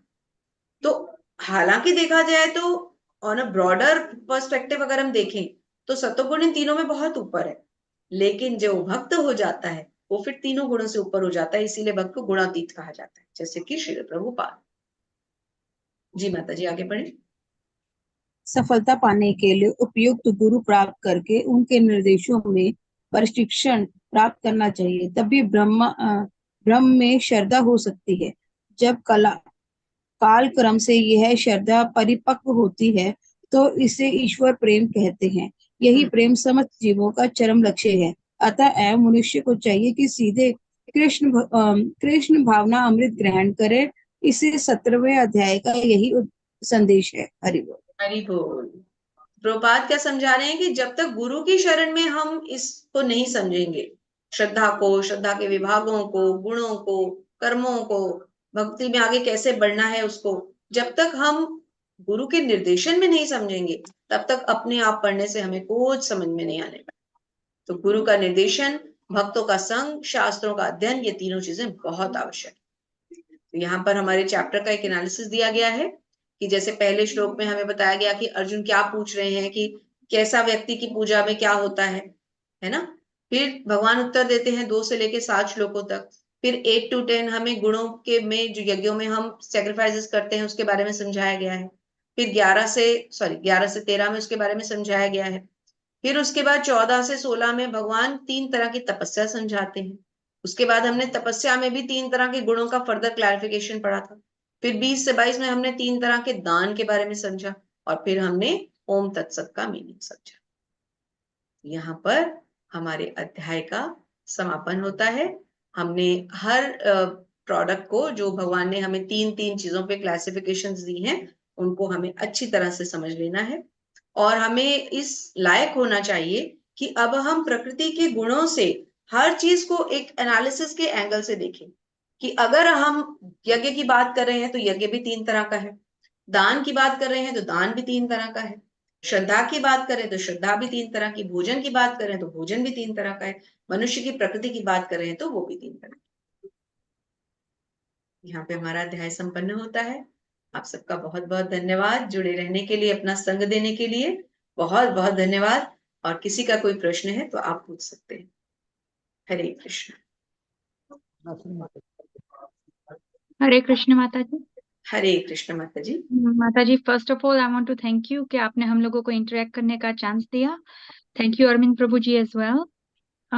माता जी, मेरा एक सवाल था, ये जो 23 to 28 में हमने पढ़ा ये ओम तत्सत का, तो इसका मतलब ये है क्या कि अब तक मैं अपना बोल रही हूँ कि मैंने जब भी कभी कोई डोनेशन किया या दान किया, जब मैं वृंदावन गई थी या किसी धाम में जाकर भी कुछ किया, तो कभी मैंने ये शब्द पता है, ये मुझे पता है, लेकिन मैंने कभी ये बोला नहीं देते वक्त। तो गलत हुआ क्या मुझसे? नहीं, क्योंकि मैं जब भी देती हूँ, अगर मैं किसी को दान देती हूँ या किसी बच्चे को खाना खिलाती हूँ या कुछ भी, तो मैं हरे कृष्णा या जय श्री कृष्णा बोल के करती हूँ। तो ये ओम तत्सत नहीं बोला मैंने कभी। नहीं, ये हमारे लिए मतलब देखिए, हम वैदिक ढंग से कुछ भी नहीं कर रहे। हमारे लिए चैतन्य महाप्रभु ने सबसे इजीएस्ट फॉर्म ऑफ यज्ञ जो दिया है, सबसे इजीएस्ट फॉर्म दिया है। भगवान चैतन्य महाप्रभु ने क्या बोला है कि संकीर्तन यज्ञ करो, हरे कृष्ण महामंत्र का जप करो। ऐसे तो वैदिक अनुष्ठान इतने टफ है कि हम कर नहीं सकते। जैसे हमने 6ठा अध्याय पढ़ा, अब वहां हमने अष्टांग योग को सीखा। अष्टांग योग की अगर हम बात करें तो आज की डेट में कोई हम में से अष्टांग योग कर ही नहीं सकता। पहली बात, अष्टांग योग के लिए एकांत स्थान चाहिए, वो नहीं है। दूसरी बात, मृग चरण पे बैठना है, वो नहीं है। आधा ऊंचा आधा नीचे बैठना है, वो नहीं है। कई हजार या कई सैकड़ों वर्षों तक हमें अपनी आंखों को आधा खुला आधा बंद नाक के ऊपर कॉन्सेंट्रेट करना है, हम वो नहीं कर सकते। तो फिर हम कर क्या सकते हैं? हम अष्टांग योग कर ही नहीं सकते। तो हमें चैतन्य महाप्रभु ने क्या कहा कि आप संकीर्तन यज्ञ करो, हरे कृष्ण महामंत्र का जप करो जितना कर सकते हो। तो आप अगर किसी को यज्ञ कर रहे हैं या दान कर रहे हैं, आप हरे कृष्णा कहकर ही करें, वही सबसे बढ़िया है। क्योंकि हम कुछ ना कुछ गलती करेंगे। जैसे आप श्रीमद् भागवतम जब पढ़ेंगे या पढ़ रहे हो, भगवान करे जल्दी पढ़ें आप सब, कुछ लोग आप में से पढ़ भी रहे होंगे, तो उसमें बहुत सुंदर कहानी आती है कि एक श्लोक के गलत उच्चारण से एक राक्षस की उत्पत्ति जिस कारण से करनी थी, उस कारण के उल्टे कारण से हो जाती है। क्यों? क्योंकि यज्ञकर्ता ने उस श्लोक को थोड़ा सा ऊंचे स्वर में पढ़ दिया, तो वो सारा गलत हो गया, उसका एंड प्रोडक्ट ही गलत आ गया। तो हम ओम तत्सत अगर गलत ढंग से गलत जगह पे बोल देंगे तो उसका हमें अच्छा फल तो शायद मिले ना मिले, बुरा फल जरूर मिलेगा। तो हमें कोशिश भी नहीं करनी, हमें वैदिक अनुष्ठानों में नहीं पढ़ना। हमें क्या करना है? भगवान की प्रेममयी सेवा करनी, devotional service of the God, बस उसी तक रहना। तो हरे कृष्णा कहकर कर रहे हैं तो सब कुछ हो गया। जी माता जी, पर मैं एक और बात कहूँ कि मैं जब वृंदावन गई थी अभी अक्टूबर में, तब जब राधा कुंड में हम थे, तब वहां किसी ने ऐसे, कोई हमारे पीछे पीछे आ रहा था, कोई खाना दो करके। तो हमने क्या किया, उनको लेके आटा दे दिया, आटा। फिर हम as far as we were concerned, हमने दान कर दिया, हम वहां से निकले गए हमारी रिक्शा लेके वापस आने के लिए। लेकिन फिर हमने देखा कि ये जो भाई साहब हमसे लेकर गए, वो कहीं और जाके बेच रहे हैं ये चीज। तो ये मैंने गलत किया ना, ये मेरी फॉल्ट हो गई ना, तो मैं बहुत गिल्टी फील कर रही थी। मैं समझ नहीं पा रही थी कि मैं ये क्यों नहीं देख पाई उस वक्त कि ये किसी और गलत इरादे से ये लोग मुझसे मांग रहे हैं। लेकिन मैंने तो अच्छे भाव से दे दिया था, तो फिर भी मुझे बहुत गिल्टी फील हो रहा था। कोई बात नहीं, आपने वृंदावन में दिया, अच्छे भाव से दिया। भगवान भाव देखते हैं। देखिए, हम जब भोग लगाते हैं, हम किसको भोग लगाते हैं? अब मेरे ठाकुर जी यहाँ विराजमान है, मैं सुबह शाम जो भी मेरी सामर्थ्य है उसके हिसाब से भोग लगाती हूँ। मेरी ऐसी सामर्थ्य थोड़ी ही है जो इन ब्रह्मांड के स्वामी को मैं भोग लगा सकूं। मेरी ऐसी सामर्थ्य है क्या? बिल्कुल नहीं। ना मैं सोने चांदी के थाल दे सकती हूँ इनको, ना मैं 56 भोग रोज बना सकती हूँ। मेरी तो सामर्थ्य नहीं है। भगवान ने तो 9वें अध्याय के 26वें श्लोक में खुद कहा है, पत्रम पुष्पम फलम तोयम। मुझे तो तुम थोड़ा सा पत्र दे दो, पुष्प दे दो, फूल दे दो, जल दे दो, बस हो गया। भगवान भाव देखते हैं। पहली बात, आपने वृंदावन की भूमि पर दान दिया। दूसरी बात, आपका भाव क्या था कि चलो मैं किसी की मदद कर दूं। तीसरी बात, तब तक आपको ये नॉलेज भी नहीं। अब आपने भगवत गीता पढ़ ली है, अब आपको नॉलेज है कि दान कहाँ देना है। तो अब कोशिश कीजिए कि जो अब जानते बूझते गलती नहीं होनी चाहिए, तब अनजाने में हो गई कोई बात नहीं, तो मन पे कोई बोझ मत रखिए। जो हो गया, हरि बोल। जी, हरे कृष्ण माता जी, thank you so much. Hare Krishna, thank you. Hare Krishna, Kalpana माता जी। हरे कृष्ण माता जी। हरे कृष्णा। हाँ, मेरा प्रश्न ये है माता जी कि अभी जब हमने जो 17वां अध्याय चालू किया, उसका फर्स्ट श्लोक ही जो था, अर्जुन उवाच, कि हमें कोई उतनी नॉलेज नहीं है, कि ज्ञान नहीं है, फिर भी हम जो भक्ति कर रहे हैं, पूजा कर रहे हैं, तो वो क्या एक्सेप्टेबल नहीं है? बिल्कुल है माता जी। हम क्या कर रहे हैं अभी? हम जैसे एक नव जिज्ञासु होता है। देखिए, भगवान ने कहा है 4 प्रकार के लोग मेरी शरण में आते हैं, 7वें अध्याय में भगवान ने बताया है। और 4 प्रकार के लोग मेरी शरण में नहीं आते हैं। 4 प्रकार के कौन से लोग भगवान की शरण में आते हैं? आर्त, अर्थार्थी, ज्ञानी और जिज्ञासु। तो सॉरी, जिज्ञासु पहले और फिर ज्ञानी। आर्त, अर्थार्थी, जिज्ञासु और ज्ञानी। आर्त कौन है? जिसको कोई दुख है, कोई पीड़ा है, जैसे गजेंद्र। दुख हुआ, पीड़ा हुई, भगवान को याद किया, भगवान ने उन्हें अपना लिया। अर्थार्थी जो धन की या किसी ऐश्वर्य संपत्ति की खोज में जाते हैं, जैसे ध्रुव महाराज, अपने पिता से भी बड़ा साम्राज्य चाहिए था, भगवान की भक्ति की, अपना लिया। जिज्ञासु जो भगवान को जानना चाहते हैं, जैसे नैमिषारण्य में शौनक मुनि के साथ में जो ऋषि गण थे, जैसे आपके परीक्षित महाराज स्वयं भगवान को जानने के लिए गए। और ज्ञानी कौन है? जैसे 4 कुमार, सनक, सनत, सनंदर और सनातन, जो कि भगवान को जानते हैं, उनकी निष्पाप भक्ति कर रहे हैं। तो भगवान इन चारों को ही अपनाते हैं। तो अभी हम में ज्यादातर लोग कौन होंगे? आर्त या अर्थार्थी। अभी जिज्ञासु भी होंगे, कुछ परसेंट होगी, बहुत विरले ही होंगे जो जिज्ञासु हैं। जिज्ञासु 3rd कैटेगरी है, जो भगवान को जानने के लक्ष्य से आते हैं। ज्यादातर हम में से क्यों जाते हैं? कोई परेशानी हुई, दुख हुआ, हे भगवान अब कोई रास्ता नहीं बचा, मैं तुम्हारे पास आ रही हूँ, है ना? तो हमें ये समझना है कि हमें भगवान की भक्ति अब क्योंकि आ गए हैं, अब हमें जिज्ञासु बनना है। लेकिन ऐसा नहीं कि भगवान अगर हम दुख के कारण जाएंगे तो हमें अपनाएंगे, पक्का अपनाएंगे। आपका सिर्फ भाव भगवान देखते हैं। अब आप आ गए हैं, तो अब जिज्ञासु भी हम बन गए, अब धीरे धीरे ज्ञानी बनने भी जाएंगे आगे। एटलीस्ट हम उन 4 से अच्छे हैं जो कि भगवान की भक्ति ही नहीं करते। जो 4 प्रकार के बताए हैं भगवान ने, अभक्त, जो आते ही नहीं है, जैसे नराधम है, नरों में अधम, गिरे हुए लोग, नास्तिक है, ऐसे पापी मूढ़ लोग हैं, और चौथे जिनका ज्ञान माया द्वारा ढक लिया गया। हम कम से कम वो 4 तो नहीं है। तो आप ये बिल्कुल मत सोचिए कि भगवान एक्सेप्ट नहीं करेंगे। आपने भगवत गीता हाथ में ले ली है, तो आप एक्सेप्ट हो चुके हैं, तभी आपके हाथ में भगवत गीता आई। जी माता जी, थैंक यू।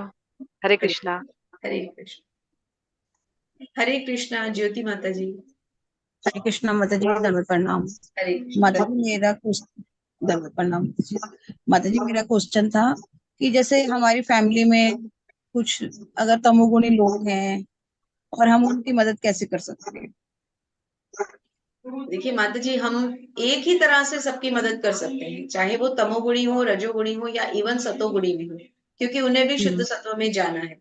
तो हम एक ही तरह से मदद कर सकते हैं कि उनको माला जप के लिए उत्साहित करें, प्रोत्साहित करें उनको कि वो भगवान की शरण में अगर वो थोड़ा बहुत नाम जप सकते हैं तो इससे बड़ी मदद उनकी नहीं हो सकती। और अगर जी हमें ऐसा माला नहीं लगता है कि वो करते नहीं जपेंगे, माला के लिए तो मैं वही पूछ रही हूँ ना कि किस तरह से उनकी बस मदद की उनको जाए। उनको और कहिए माला कि करने के लिए अगर तैयार ना हो तो फिर हाँ, माला के लिए कहिए, उनको कहिए कि हरे कृष्ण महामंत्र का जप आप भी कीजिए। और एकदम आप कहेंगे तो वो नहीं करेंगे, तो आप उन्हें नहीं टेम्पल से करते। जोड़िए। उन्हें टेम्पल से, जैसे अब ये ऑनलाइन प्रोग्राम्स हैं, आप उन्हें इनसे जोड़िए। इसके लिए तो घर से भी कहीं बाहर नहीं जाना। जब वो इन प्रोग्राम से जुड़ेंगे, भगवत गीता पढ़ेंगे, इस प्रोग्राम के जरिए धीरे धीरे एक माला का जप शुरू करेंगे, अपने आप शुद्धिकरण होगा। माता और जी मेरे को अगर ही वो देखते हैं तो चिढ़ते हैं, मेरे को ही हाँ, देख के चिढ़ता है वो तो। भाई ब्रदर के लिए मैं पूछ रही हूँ कि वो ही मेरे को देख के ही चिढ़ता है। माता जी उनके प्रारब्ध है ना, आप उनको ज्यादा कंट्रोल नहीं कर सकते। देखिए हर हम्म। मनुष्य के अपने प्रारब्ध हैं, वो पिछले कर्म उनके क्या हैं आप तो नहीं जानते, भगवान जानते हैं। भोग खिलाइए, कोशिश कीजिए जो भी हाँ भगवान का भोग भोग है, तो, हाँ प्रसाद भोग को तो माता जी बहुत, मेरे घर में जो भी बनेगा वो भोग लगता ही है। मैं बिना प्याज लहसुन के ही बनता है मेरे घर खाना धीरे तो। धीरे धीरे धीरे प्रसाद खाने से भी फर्क पड़ता है माता जी। प्रभुपाद ने अमेरिका में जो हिप्पीज थे उनको प्रसाद खिला खिला के हरे कृष्ण महामंत्र का जप कर करके कन्वर्ट कर दिया। हाँ तो भगवान की कृपा होगी। भगवान से प्रार्थना कीजिए, सबसे बड़ी चीज है प्रार्थना। भगवान से प्रार्थना कीजिए कि मैं चाहती हूँ कि मेरे जो घर के लोग हैं ये भी आपकी भक्ति करें। कुछ समय के बाद आपको फर्क नजर आना पक्का शुरू होगा माता जी, 100%। थैंक यू माता जी। हरे हरे कृष्णा धर्म प्रणाम। धन्यवाद। हरे कृष्णा विनीता माता जी। हरे कृष्णा माता जी। हरे अम, कृष्ण दंडवत प्रणाम आपको। धन्यवाद। तो मेरा ये सवाल था, जो यज्ञ के बारे में आपने कहा कि यज्ञ भी तीन प्रकार के हो सकते हैं, तो उसमें जो तामसिक यज्ञ था जिसमें self inflicted, not injury exactly, but मैंने आप अपने आप को तकलीफ देके आप पूजा कर रहे हैं, तो जैसे फॉर एग्जाम्पल मान लीजिए जैसे अभी नवरात्रि गया और किसी ने वैसा सोच लिया कि मैं दिन में एक ही बार खाऊंगा या खाऊंगी, बिना पानी पिए सारा दिन रहूंगी, तो मतलब एक काइंड ऑफ जैसे आप नॉर्मल बाकी दिन रहते हैं उससे आप अलग होके कुछ कर रहे हैं जो आपको कहीं ना कहीं तकलीफ दे रहा है, तो वो क्या फिर वो तामसिक श्रद्धा में आ जाता है? देखिए माता जी, अगर हम किसी और व्रत की बात करें एकादशी को छोड़कर, तो वो तो वैसे भी वैष्णव को करना ही नहीं चाहिए, हमें तो अब करने नहीं चाहिए। लेकिन क्योंकि हम बचपन से करते आ रहे हैं तो हमारी एक श्रद्धा, एक आस्था जुड़ी होती है। जो देवी के उपासक हैं या जो शिव जी के उपासक हैं, उनकी वो आस्था टूट नहीं पाती और उन्हें तोड़ना भी नहीं चाहिए। लेकिन हमें ध्यान क्या देने योग्य बात है कि हमें बाकी व्रतों को छोड़कर केवल और केवल एकादशी करनी चाहिए। हम जो भक्ति कर रहे हैं, अब हमारे घर के ऐसे लोग जो भक्ति नहीं कर रहे और वो यज्ञ कर रहे हैं, उनके बारे में हमें ज्यादा नहीं सोचना। वो उनके, वही जैसे अभी पीछे माता जी ने कहा, वो उनके प्रारब्ध है। लेकिन अगर हम कर रहे हैं तो हमें तो वो व्रत अब करना ही नहीं है। हमें कोई एकादशी, कुछ सॉरी, कोई नवरात्रि, कोई अन्य व्रत, सोमवार मंगलवार कुछ नहीं। हमें केवल और केवल एकादशी करनी है। आचार्यों के जो आविर्भाव और तिरोधान दिवस आते हैं, उन पे, जिन पे हाफ डेज है उन पे हाफ डेज, जिन पे फुल है, भगवान का अपना आता है उस पे फुल होता है, राधा रानी का आता है, चैतन्य महाप्रभु का गौर पूर्णिमा आती है, इनको करना है। अभी रामनवमी पे हाफ डे हमारा व्रत था, आचार्य जनों का आता है, हमें वो करने हैं। तो हमें बाकी व्रतों के बारे में तो माता जी अब सोचना ही नहीं है। तो जैसे एकादशी में भी मान लीजिए सारा दिन निर्जल व्रत किया, तो वो क्या, अगर वो तो काइंड ऑफ वो एक वो तो हमारे शास्त्रों के द्वारा दिया गया ना माता जी, वो तो हमें जब निर्जला एकादशी आती है तो करना ही है। वो तो भगवान की प्रसन्नता के लिए कर रहे हैं। एकादशी व्रत हम भगवान को प्रसन्न करने के लिए करते हैं, बाकी के व्रत हम देवी देवताओं को प्रसन्न करने के लिए करते हैं। That is, there is the difference. वही मेन ओके। डिफरेंस। एकादशी तो में मतलब किया गया व्रत आपके शरीर को कठिन तपस्या कर कर भी खराब नहीं करेगा, क्योंकि आप भगवान को प्रसन्न कर रहे हैं उस तपस्या से। तो मतलब वो तामसिक श्रद्धा या यज्ञ वो हो गया जो अन्य देवी देवताओं के लिए आप अगर आप अपने आप को तकलीफ पहुंचा कर रहे हैं तो। जी, राजसिक हो गया अगर आप देवी देवताओं तक रह गए। तामसिक बन गया अगर आप भूतों प्रेतों या चांडालों पिंडों के ऊपर कुछ मैजिक और वो सब, ब्लैक मैजिक और वो सब कर रहे हैं, तो फिर वो तमस की तरफ, वो पूरा फिर तामसिक हो गया। देवी अच्छा, देवताओं तक वो राजसिक रह गया। राजसिक रहे। ठीक है, धन्यवाद माता जी। हरे कृष्णा, धन्यवाद प्रणाम। हरे कृष्ण। हरे कृष्णा, अजय प्रभु जी। हरे कृष्णा माता जी। हरे कृष्ण। माता जी, अभी आपने तपस्या यज्ञ के बारे में एक स्क्रीन दिखाया था जिसमें लोग नीचे बैठ कर के यज्ञ कर रहे हैं, और आपने ये बताया कि ये यज्ञ भगवान देवताओं को जा रहा है, जबकि उसके ऊपर ओम का चित्र था। तो वो भगवान को जा रहा है या देवताओं को जा रहा है? ये थोड़ा सा नहीं, हमें देवताओं के थ्रू भगवान को जाता है प्रभु जी। जैसे कि हमने पढ़ा भी था, जो एक साइकिल हमने, अच्छा, यज्ञों से वर्षा होती है, वर्षा से अन्न बनता है, अन्न फिर कौन जी भोगता जी। है, अल्टीमेटली भगवान को जाता है। तो वही कारण है और उन्हीं तक जाना है, क्योंकि भोक्ता भी वही है। कोई भी यज्ञ हो, उसके कारण, जो उसके यज्ञ का कारण होगा, उसका लक्ष्य होगा, वो भी भगवान है, और उस लक्ष्य के, उस यज्ञ के जो भोक्ता है वो भी भगवान है। लेकिन देवी देवता क्या है, वो हमारे और भगवान के बीच में मीडिएटर का काम करते हैं। जैसे हम सुबह भागवतम पढ़ते हैं, जी तो जो हमारे शिक्षा गुरु हैं इस ग्रेस गौरी श्याम प्रभु जी, वो एक बात बहुत अच्छी बताते हैं कि अगर आप दुर्गा देवी की पूजा करते हैं, आप शिव जी की पूजा करते हैं, गणेश जी की पूजा करते हैं, उसको छोड़िए मत, उनका सम्मान करना मत बंद कीजिए, लेकिन आप अपनी भक्ति में उनसे भौतिक चीज ना मांगकर, अगर आप ये मांगते हैं कि हे देवी दुर्गा, आप मुझे भगवान की भक्ति दें, हे शिव जी, आप सबसे बड़े वैष्णव है, मुझे भगवान की भक्ति दें, तो समझ लीजिए आपने अपनी भक्ति को उन भगवान के थ्रू और क्लोज कर दिया, क्योंकि वो भगवान के हमसे ज्यादा बड़े भक्त है। वो जल्दी उस भक्ति को हमारे लिए ला देंगे, हमें शायद कई साल लग जाएंगे, वो 1 मिनट में लाके दे सकते। तो हम जो यज्ञ करते हैं उसका हम देवी देवताओं को जो देते हैं, जैसे वरुण देव को जाता है, अग्नि देव को जाता है, तो वो जाने से हमें क्या फायदा होता है कि अग्नि देव, वरुण देव भगवान के ज्यादा क्लोज हैं, वो उनको अर्पित करके हमें जल्दी उसका फल देंगे। जबकि हम और अर्पित करेंगे, पता नहीं हमारी क्या श्रद्धा है, आगे जाए ना जाए। तो देवी देवता भी भगवान को ही अर्पित करते हैं, वो अपने तक रख नहीं सकते, वो उसके लिए उनकी कैपेसिटी ही नहीं है।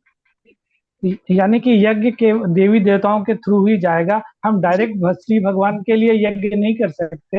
हम जैसे करते हम हैं, लेकिन भगवान देवी के लिए देवता भी इसीलिए उसमें है कि वो भी भगवान को ही देंगे। हम तो करते ही हैं, हम तो ऐसा कर ही नहीं सकते कि भगवान को बिना सेंटर में रखे करें। लेकिन कुछ आहुतियां होती हैं जो डलती है, जैसे अग्निदेव के लिए आहुति डलती है, तो वो भी जी जी, एक्चुअली भगवान को ही जाता है। ठीक, थैंक यू। हरे कृष्णा, हरे धन्यवाद धन्यवाद। कृष्ण। हरे कृष्णा, विजय लक्ष्मी माता जी। हरे कृष्णा माता जी। हरे कृष्ण। माता जी, मेरा ये सवाल था कि आपने जब कहा प्रार्थना करनी चाहिए, तो प्रार्थना करते टाइम भगवान से कुछ मांगनी चाहिए या नहीं चाहिए? क्योंकि कुछ लोग बोलते हैं कि नहीं मांगनी चाहिए, उनको पता होता है। सो इसके लिए जानना था मुझे। अगर भौतिक इच्छाएं हैं तो नहीं मांगनी चाहिए, धीरे धीरे छोड़ देनी चाहिए। देखिए, एक दिन में ओवरनाइट तो कुछ नहीं हो सकता, लेकिन धीरे धीरे हमें ये आदत छोड़ देनी चाहिए कि हम भगवान से भौतिक चीज मांगे। भगवान से हमें भौतिक इच्छाएं नहीं रखनी चाहिए, भगवान से केवल उनकी भक्ति मांगनी चाहिए कि आप हमें अपनी भक्ति दें, अपनी सेवा दें। भक्ति भी नहीं, अपनी सेवा दें, भगवान हमें अपनी कोई सेवा दें। अब देखिए, एक कितनी बड़ी बात है, मैं कोई बड़ी बात नहीं अपने लिए बोलना चाह रही हूँ, लेकिन ये भगवान ने आज मेरे को ये सेवा देके मेरे ऊपर कितनी बड़ी कृपा कर दी। इतना बड़ा दिन है, व्यास पूजा चल रही है, और भगवान ने मुझे अचानक से बैठे बिठाए। मेरा कोई लक्ष्य नहीं था आप लोगों के संग को प्राप्त करने की, मेरी कोई ऐसी क्षमता भी नहीं थी शायद। भगवान ने बैठे बैठे किसी मेरे अच्छे कर्म का मुझे कितना अच्छा फल दे दिया, मुझे इतने सारे भक्तों का संग मिल गया। आप सब इतने सुंदर भक्त भगवत गीता पढ़ रहे हैं, भगवान ने मुझे भी इस क्लास में भेज दिया। तो हमें भगवान से सिर्फ सेवा मांगते रहना चाहिए, भगवान मुझे अपनी सेवा दीजिए जितनी हो सके। ये भी मत मांगिए कि मुझे मुक्ति दीजिए, मुझे मोक्ष दीजिए, मैं जल्दी आपके धाम आ जाऊं, मुझे भगवत धाम जल्दी बुला लो, मैं इस भौतिक बंधन से बहुत परेशान हो गई। क्यों परेशान हो गई? भगवान ने इतनी सुंदर प्रकृति बनाई, मैं क्यों परेशान हूँ? अगर इस प्रकृति में मुझे भगवान की सेवा करने के लिए मिल जाए तो मुझे और क्या चाहिए? भगवान हजारों वर्ष यहाँ छोड़े रखो मुझे, बस मुझे अपनी सेवाएं देते रहो। जहां तक मुझे मालूम है, मैं ज्यादा बड़ी तो क्षमता नहीं रखती। तो ये आपका बहुत सुंदर प्रश्न है, किसी अच्छे बड़े आचार्य से पूछिए, वो आपको अच्छा उत्तर देंगे, पर जो मैं अब तक समझ पाई। ठीक है माता जी। हरे कृष्ण। हरे कृष्ण, धन्यवाद। हरे कृष्णा, मोहिनी माता जी।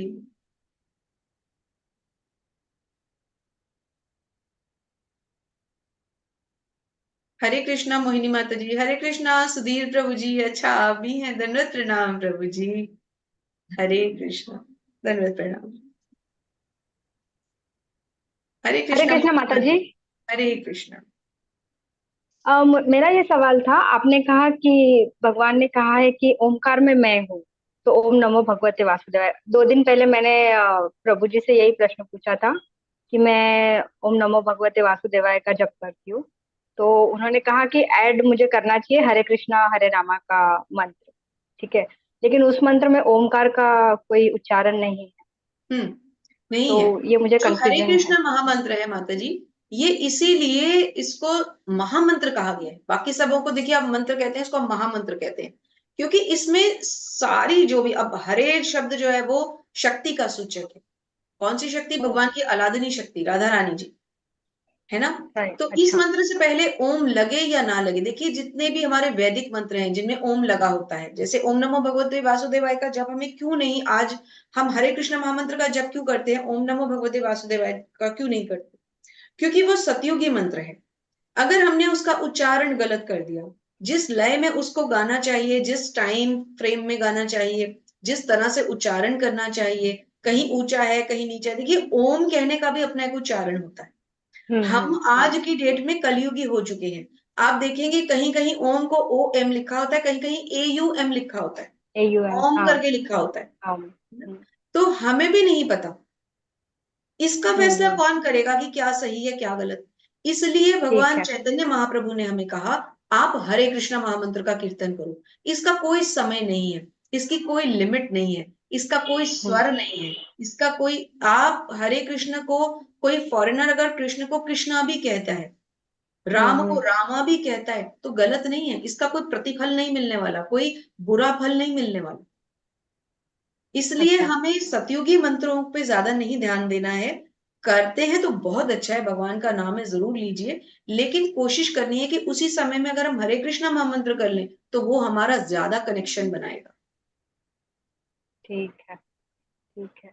और जो ये कृष्ण का जो नाम उच्चारण है, कृष्ण मतलब हमारे कृष्ण जी, और कृष्णा मैंने कहीं कहीं सुना है कृष्णा जी द्रौपदी को द्रौपदी कहते जी हैं। आ जाते, हाँ, तो उसमें।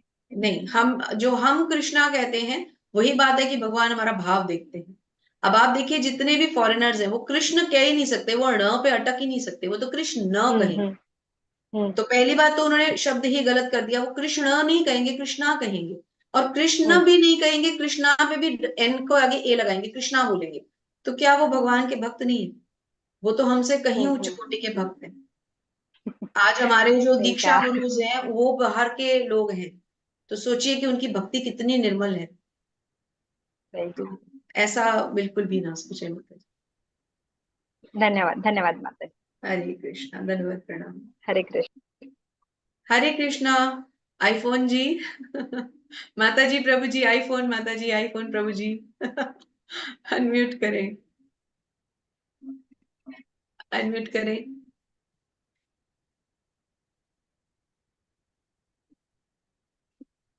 आप फिर से म्यूट हो गए।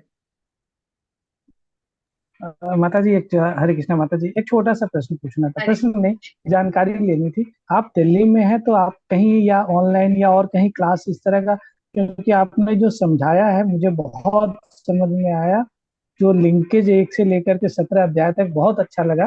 तो कहीं आपका और कहीं इस तरह का समझाने का कोई क्लास है या कहीं देती है? मैं भी दिल्ली में हूँ, पहाड़गंज आश्रय सेंटर जाता हूँ, तो कहीं आपका कुछ ऐसा है प्रभु जी, मैं यही दिल्ली यही में? सेवा देती हूँ, हमारे मैंगलोर में यही सेवा देती हूँ मैं।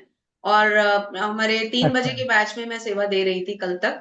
3 बजे हमारा मेरी ओके। सेवा चल रही थी, 3 बजे वाला कल खत्म हुआ, आज भगवान ने कृपा कर दी और आज आपका संग मिल गया। मैं यही सेवा करती हूँ प्रभु जी। अभी 27 तारीख अच्छा, से लेवल ठीक 2 ठीक है। स्टार्ट होगा, उसमें भी कोई ना कोई सेवा भगवान ने चाहा तो शायद 3 बजे की ही सेवा फिर से मिलेगी। ओके, थैंक यू माता जी, बहुत अच्छा लगा आपका व्याख्या। थैंक यू सो मच प्रभु जी। हरि बोल, श्री प्रभुपाद की जय। हरे कृष्णा।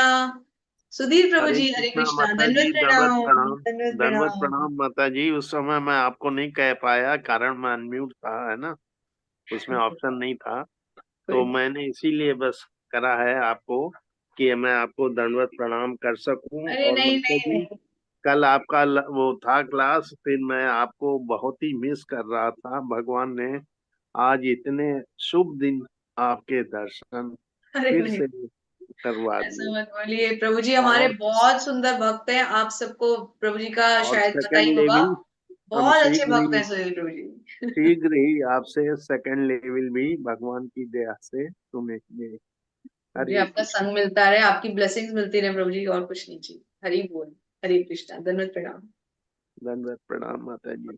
हरे कृष्ण। हरे हरे कृष्णा। आईफोन नाम से प्रभु जी या माता जी आपका है, आप एक बार कोशिश करके अनम्यूट करें यदि कोई प्रश्न है तो। नहीं कर पा रहे हैं हम लोग। नहीं कर पा रहे होंगे। हाँ अभी हुआ ना, अनम्यूट हो गया हाँ, जी। हरे कृष्णा माता जी। हरे कृष्ण माता जी, धन्यवाद, प्रणाम। वैसे आपका सुन के बहुत अच्छा लगा आज। Thank you, thank you. Prabhupada हाँ की हाँ, कृपा है माता जी, श्री प्रभुपाद की जय। मुझे ये पूछना था, आज एकादशी है, हम्म। तो एकादशी के कुछ नियम होते हैं क्या? जी माता जी, एकादशी में हमें जो ये ग्रेन्स और जो हमारा ग्रेन्स वाला फूड होता है सारा छोड़ना पड़ता है, अन्न जिसे हम कहते हैं। और इसमें हाँ हमारी हाँ। पल्सेस भी आ जाती हैं, आटा, चावल, दालें, चना, मटर, बीन्स, ये सब हमें छोड़ने होते हैं एक पूरे दिन के लिए। और इसका पारण का भी समय होता है, तो जब हमारे इस्कॉन टेम्पल के ग्रुप में आप जैसे हैं, तो उसमें पारण का भी समय आता है। जैसे कल 5:05 से लेके शायद 10 बजे तक का है सुबह समय, तो आप उसमें अच्छा, पारण कर सकते हैं। भगवान को रखा हुआ भोग में से आप कोई भी चीज जैसे चावल का दाना खाकर, या उसी समय के अंदर, निर्धारित समय के अंदर, वो तो आपको करना पारण है। के समय भगवान का भोग मतलब आप कुछ भी खा सकते हो या चावल ही खाना होता है? अन्न से माता जी एक कोई अन्न का दाना तो लेना पड़ेगा ना। हाँ हाँ हाँ, मतलब 10 बजे तक। हाँ लेकिन वो ना। एग्जैक्टली कुछ समय है उसका। आप अगर एक सेकंड में देख के बता देती हूँ। इसका समय होता है, ग्रुप में मैसेजेस आते हैं, तो उस समय में आपको लेना है। बाकी इसका यही नियम है कि बस भगवान की मैक्सिमम चैंटिंग करें, जितना हो सकता है, जहां तक हो सकता है भगवत नामों का जप करें। कोशिश करें कि एकादशी में 16 माला से भी ज्यादा जाने का प्रयत्न करें। यही नियम है माता जी, और तो इसमें बस भगवान का जितना नाम लेते हैं वही है, और इससे ज्यादा हमें इसमें ऐसा कोई बंदिश इसमें नहीं रहती। नहीं, जैसे कि मैंने पढ़ा या सुना, आप कह सकते हो कि सिर नहीं धोना है। 5:50 से 10:10 तक है माता जी कल का। पांच फाइव बज के फिफ्टी पचास मिनट से 10:10 तक सुबह तो किसी वो भी समय। पारण तो नहा धो के ही करते होंगे। हाँ जी, तो वैसे भी क्योंकि मंगल आरती सारे भक्त तो 4:30 की मंगल आरती करते ही हैं, तो अच्छा नॉर्मली क्या होता है कि मंगल आरती के बाद 5 बजे जैसे आप जप करने बैठ गए, तो नॉर्मली 6:30 के बाद ही होता है। और ज्यादातर हर एकादशी 6:30 बजे पारण चल ही रहा होता है, लेकिन फिर भी देख लेना चाहिए। एक अच्छा। एकादशी मेरी लाइफ में भी आई थी जिसमें सिर्फ शायद 4 मिनट का या 1 मिनट का ही समय था, कि 7:04 पे खुलना था और 7:05 पे बंद हो जाना था, तो बिल्कुल 1 मिनट था। और इसका ये भी अच्छा। नियम होता है कि अगर आपने उस 1 मिनट में नहीं खोल लिया या उस समय में पारण नहीं किया, तो फिर कंटिन्यू हो गई एकादशी। अच्छा, ऐसा है। उसी और समय में आप खोल लेना। ऐसा भी है क्या कि सिर नहीं धोना है, नहीं या जो जो भी बृहस्पति के नियम होते हैं वो सब होते हैं क्या? नहीं, हाँ कर्मकांड वाला कोई नियम हमारे वैष्णव धर्म पे एप्लीकेबल नहीं। बस आप शुद्धता के साथ भगवान के नामों का जप करें। इवन कभी अच्छा। कभी कुछ ऐसे जो वृद्ध लोग हैं जो सुबह एकदम जल्दी नहीं भी स्नान कर सकते, हर एक के हाँ घर में हाँ। वृद्ध लोग होते हैं, तो उनके लिए भी ये है कि वो जप करें। अगर नहीं स्नान कर पाए सुबह, कोई बात नहीं, आप जप कीजिए। तभी हरे कृष्ण महामंत्र की महिमा सबसे ज्यादा है, क्योंकि इसको आप कहीं भी किसी भी प्रहर में कैसे भी कर सकते। अच्छा, क्योंकि मैं बिल्कुल स्टार्टर हूँ, तो मैंने अभी माला का जप पहल शुरू नहीं करा, लेकिन मैं एक माला से स्टार्ट कर सकती हूँ अभी। अभी अभी आज एकादशी है, आज सोने से पहले एक माला आज ही से शुरू कर लीजिए, देर मत कीजिए। आज ही से शुरू अच्छा। कीजिए। आज एकादशी है, भगवान का नाम लीजिए और एक माला जप लीजिए। अच्छा, तो रात को भी जप सकते हैं?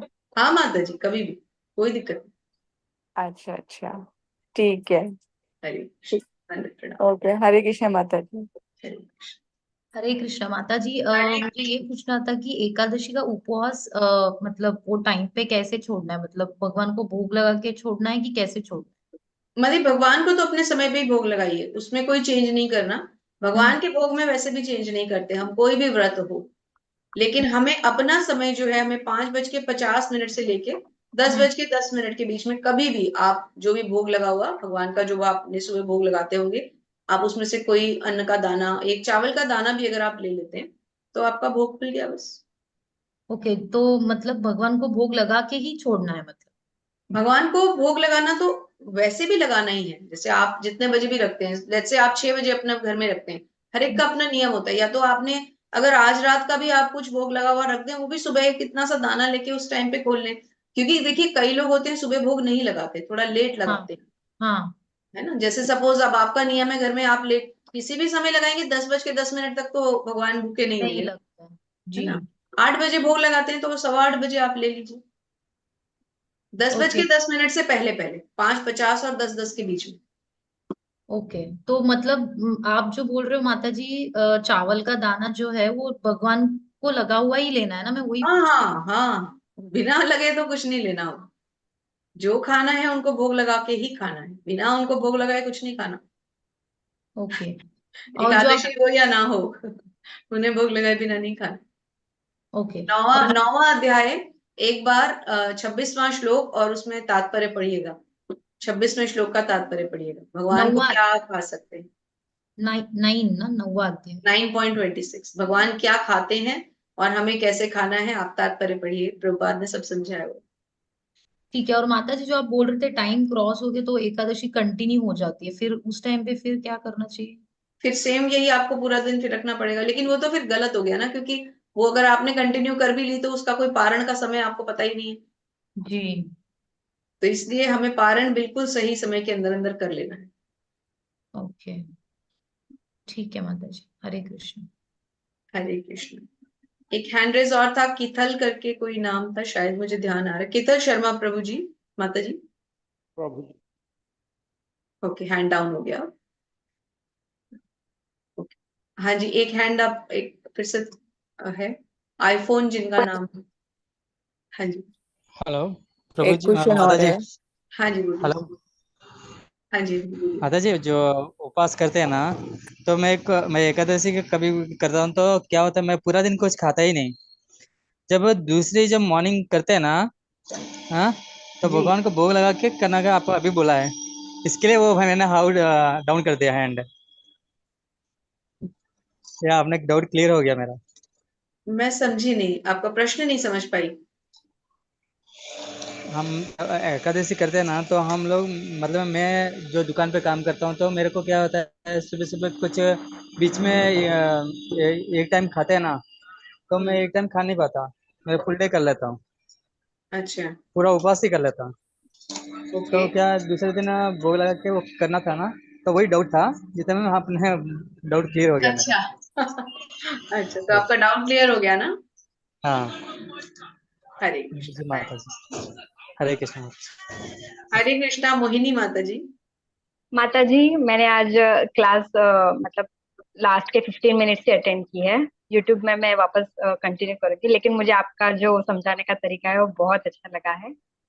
तो आप अलग से कोई यूट्यूब चैनल है आपका जिस पे आप नहीं नहीं नहीं लेक्चर्स माता जी, वगैरह ऐसा कुछ नहीं होगा नहीं तो हमसे शेयर कीजिए। नहीं नहीं माता जी, मेरा कोई चैनल नहीं है, मेरी कोई ऐसी पोजीशन नहीं है, ना ही मेरी इतनी क्षमता है कि मैं ये सब कर पाऊं। बस भगवान ये सेवा दे रहे हैं। नामनिष्ठा प्रभु जी को बहुत बहुत धन्यवाद, जो मुझे बार बार सेवा के लिए बुला लेते हैं, मौका दे देते हैं। माता जी आप सबका प्यार है, आप सबका आशीर्वाद है, बस कोई चैनल नहीं है माता जी। अच्छा ठीक है, मतलब जहाँ पे हमें आपको सुनना मिले, कुछ ऐसा सुनने मिले आपको, तो कुछ ऐसा लिंक है? शायद ये कहीं यूट्यूब पे प्लेलिस्ट वगैरह है, एडमिन से आप पूछ सकते हैं। माता जी मुझे भी नहीं पता कहाँ रिकॉर्ड होता है मैं सच कह रही हूँ, मुझे भी नहीं पता। होता है कहीं पे, मुझे इतना पता है, कहाँ होता है मुझे नहीं पता। मैं तीन ठीक है, बजे कोई क्लास, बात नहीं। आजकल तीन ओके। बजे सेवा करती हूँ। 3 बजे का अभी अच्छा। मेरा 27 तारीख से एक सेवा और आएगी। आप चाहें तो 3 बजे वाले लिंक पे, हरे यही लिंक हरे रहता कृष्ण। है, 3 बजे जुड़िए आपको। मैं ओके। अच्छा अच्छा। हरे कृष्णा, मैं ग्रुप में प्लेलिस्ट शेयर कर दूंगा मतलब। ठीक है प्रभु जी। हाँ, ठीक है। हरे कृष्णा माता जी, एक एक चीज और बता दीजिए हरे कृष्ण। कि जैसे एकादश में चावल नहीं खाते हैं ना कोई भी, तो ये मेंबर सभी लोगों के लिए है या खाली जो व्रत रख रहा है उन्हीं के लिए? देखिए, जो खाली चावल नहीं खाने वाला कॉन्सेप्ट है ना, वो तो इसलिए है कि एक शुरू से पूर्वजों से हम सुनते आ रहे हैं, लेकिन जो प्रॉपर एकादशी कर रहे हैं उनमें तो चावल क्या कोई भी अन्न नहीं खाना है, नहीं, अन्न अन्न में तो चावल व्रत नहीं है। व्रत वाले तो नहीं खाते हैं, लेकिन घर के और मेंबर तो खा ही सकते हैं ना। अब देखिए, घर के और मेंबर्स को हम क्या कहें, वो भक्ति तो कर नहीं रहे, वो अपनी मर्जी से एक पुरानी बात को लेकर के चलते हैं कि चावल ना खाओ। एक्चुअली तो उन्हें रोटी भी नहीं खानी चाहिए, पर वो भी अच्छा। खा रहे हैं, तो हम उन्हें कुछ कह नहीं सकते ना। हाँ, उन्हें उन्हें ज्ञान दीजिए। अब आप भक्ति में आ गए हैं तो उन्हें ज्ञान दीजिए कि नहीं, कुछ भी नहीं खाना, ना चावल ना रोटी, एक दिन छोड़ दो। उनको साइंटिफिक ढंग से समझाइए कि नहीं, आपका बॉडी डिटॉक्स हो जाएगा, फिर लोग जल्दी समझ जाते हैं। लेकिन भगवान की भक्ति थोड़ी कठिन है। शाम को तो कुछ फलियार ले ही लेती हूँ मैं, तो आलू वगैरह थोड़ा सा। कोई बात नहीं माता जी, कोई बात नहीं। देखिए धीरे धीरे होगा सब कुछ, धीरे धीरे भगवान अपने आप शक्ति देंगे।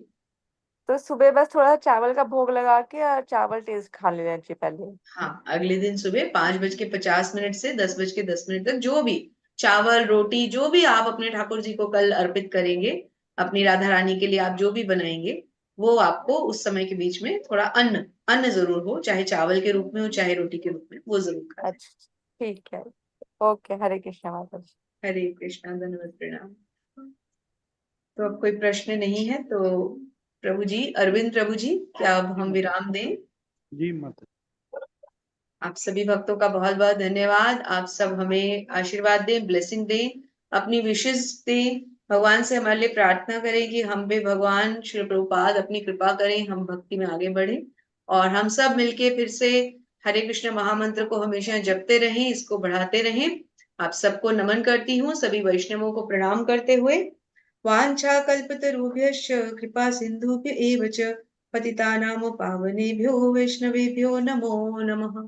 अनंत कोटि वैष्णव वृंद की जय। श्रील प्रभुपाद महाराज की जय। आप सभी सुंदर भक्तों की जय। श्री श्री राधा हरे गोविंद कृष्ण। भगवान की जय जय। हरे कृष्ण। हरे कृष्णा। एकादशी महामहोत्सव की जय। व्यास पूजा महामहोत्सव की जय। गुरु महाराज की जय। हरे कृष्ण। हरे हरे कृष्णा। कृष्ण।